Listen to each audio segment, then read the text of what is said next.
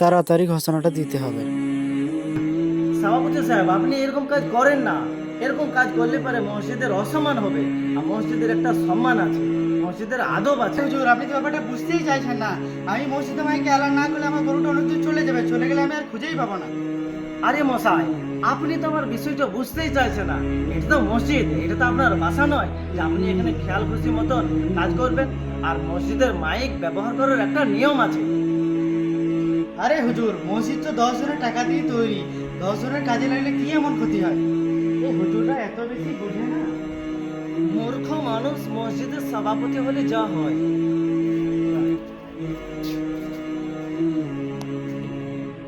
সম্মানিত এলাকাবাসী, আমি এই মসজিদের সভাপতি সুলতান বলছি। আমার ওই যে লাল গরুটার বাছুরটা হারিয়ে গিয়েছে। অতএব তোমরা যদি কেউ পেয়ে থাকো তো বিরিঙে চা দোকানে অবশ্যই জানিয়ে দেবে। একটু খুঁজে দেখি। আরে সভাপতি সাহেব, এটা আপনারা কি তাল বাগানা? মসজিদের মাইক, আর মসজিদের মাইক আপনি যদি নিজের বাছুর পূজাতে ব্যবহার করেন তাহলে এটা কি হলো? হইল না তো। মিয়া, মসজিদ তো বানিয়েছি সবাই মিলে মানুষের উপকারের জন্য। বিপদের সময় উপকারী যদি না হলো তাহলে লাভটা হলো কি?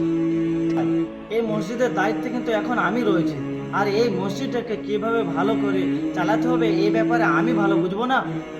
দেখেন মশাই, এখন আপনারা যদি এই মসজিদে উল্টো পাল্টো নিজেদের খেয়াল খুশি মতন কাজ করবেন তাহলে কিন্তু এই মসজিদে আমি আর থাকবো না। এই মসজিদ কিন্তু ছেড়ে চলে যাবো।